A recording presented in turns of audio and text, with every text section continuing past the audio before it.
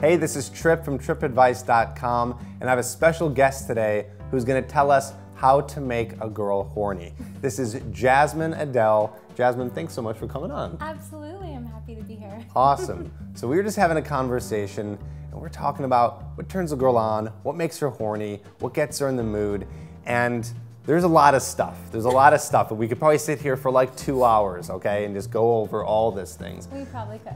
But I just want to give you guys a few and some of the best that I found that Jasmine was talking about. So let's get into this.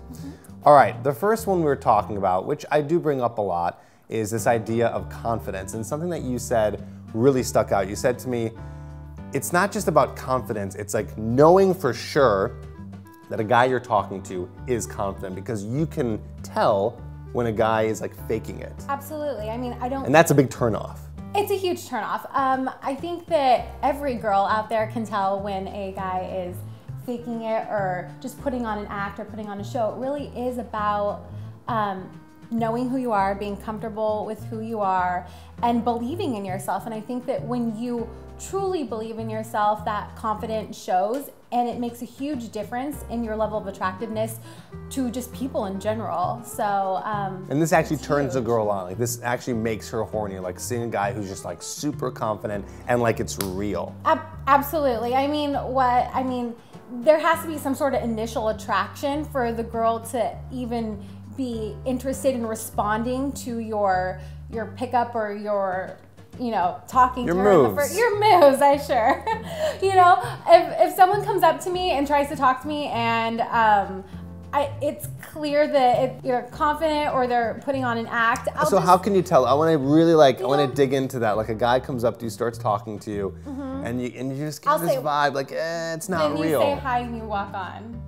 Right, but how can you tell? How can you tell? Like, what is the guy doing where you can tell he's not being that confident? I think that you can tell if someone is not truly confident if they have just like a line or like they're putting on an act. Yeah, that's what it sounds like. Yeah, like they're trying to be an actor, as opposed to a guy that's really themselves and is genuinely wanting to just come up and talk to you. Then, you know, whether you're attracted to them or not, you might give them at least an opportunity to try. You know what I mean? Sure. So sure. I think that when someone knows who they are, knows what they want, and they've made it clear that, you know, you're it, I think a girl's more likely to at least give them a shot or at least a try to, you know, take it beyond, hi, how are you, you know? Yeah, so. For sure. Okay.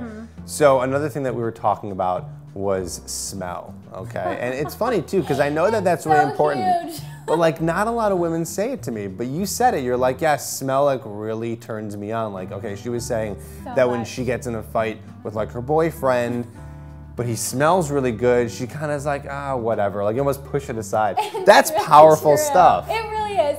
I think, you know, cleanliness is one thing and extremely important, but even more so, having a specific scent and a very good scent, and it's a combination of your natural scent and finding a good, you know, spray or cologne or whatever. What kind of cologne are you attracted to? I think my boyfriend's natural scent is like so good, but he has a Chanel Blue cologne. He has a Ferragamo cologne that he really loves, and then he has one more, and I don't know, but just his body scent with those 3 colognes are so good. All 3 colognes on at the same time? No. Okay. And I have a lot of girlfriends. I don't have one single girlfriend that I think would be with someone that smelled not fabulous. Okay. Yeah, I think so. I think smell's pretty huge for most girls. I don't know if it's as big as it is for me, but I think for most girls it's a significantly important thing that a guy smells good, but not doused. You know, I'm not saying throw cologne all over your body. Sure. I think be clean, find a good scent that works with your body chemistry. That's really important. And then, you know, I think that that's an attractive thing. Okay. So. All right, you were also talking about a guy who takes charge. So a guy who's like, he's in control, but he's not controlling. Talk to me about that a little bit. Girls want to feel protected. I think on a intellectual level, I think most girls, you know, want to take care of themselves or think that they can and be financially secure and all that. But I think on a very base, primal, subconscious level, a girl wants to know that she's safe and protected, and that the guy that she's with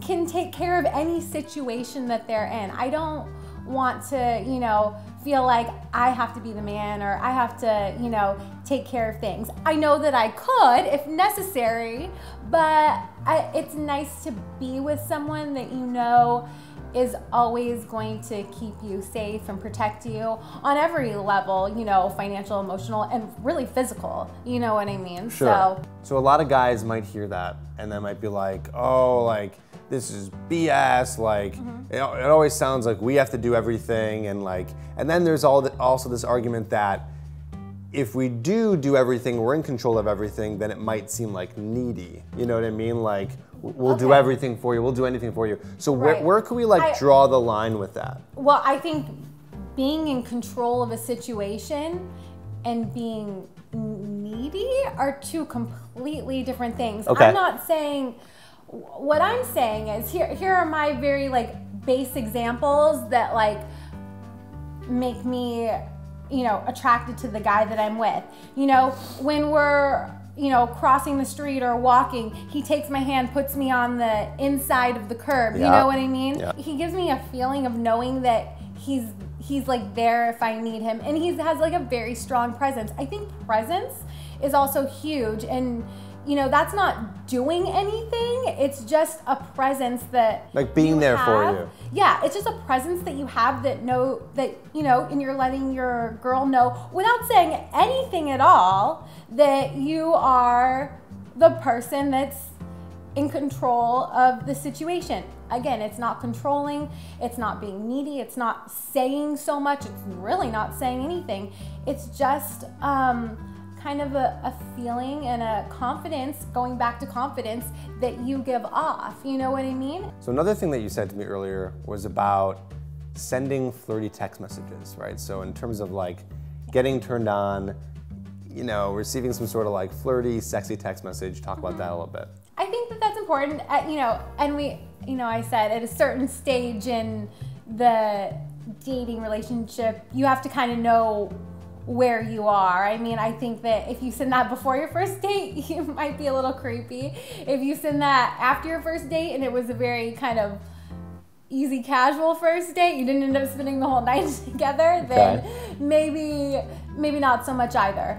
But I think, you know, a few dates in, or, you know, even especially in relationships, sending, you know, text throughout the day. So like what kind of text message? Like give me a specific text message that if you received it, you'd be like, oh God, I love it. Like that, oh my gosh, like you want that like turns words? Me on. I want like words. I want specific words. Gosh. The guys want to know what to say. Gosh, that's tough, you know, because every girl wants to hear What do you want to hear? You know, I want to hear different things at different times. You know, if it's something that's gonna lead to the bedroom, you know, like just, you know, in a, you know, don't be shy. But graphic, maybe a little bit graphic way. Say what you're gonna do to the girl. You know what I mean? It's like a preparation. It's like foreplay. You know what I mean? And so.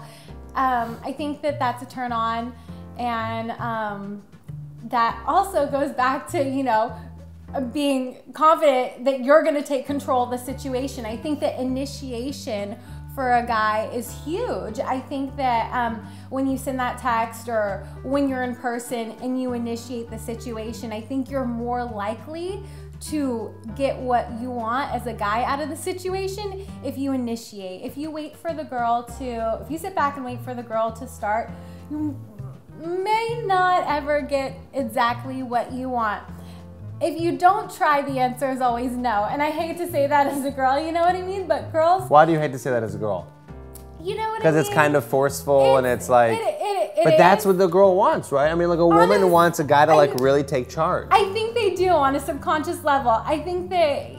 I think you do on a conscious level. I think you're like, you know you want it, you're saying it, you want the guy. Like you told me earlier, you don't want you never want to be the one who's initiating. Like you always want the guy to lead. Right, and that's a me thing. I think there are some girls that will initiate sometimes, but I don't think I think it's very rare in the beginning for a girl to initiate first.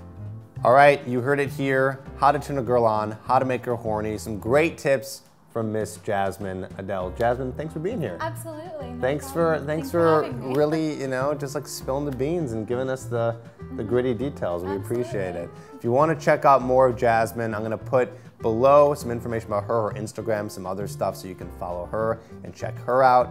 And we'll see you on the next video. What I had to do was learn how to go out alone and approach women. And let me tell you, it was one of the hardest things that I ever had to do. Nobody there by your side motivating you, going out to bars and clubs alone and feeling just really super weird about it. But it was those days and nights where I learned the most about how to get out of my comfort zone, and those were the nights that I grew the most. Doing this time and time again, I figured out a few patterns that would help me ride solo when I wanted to go out and meet girls alone.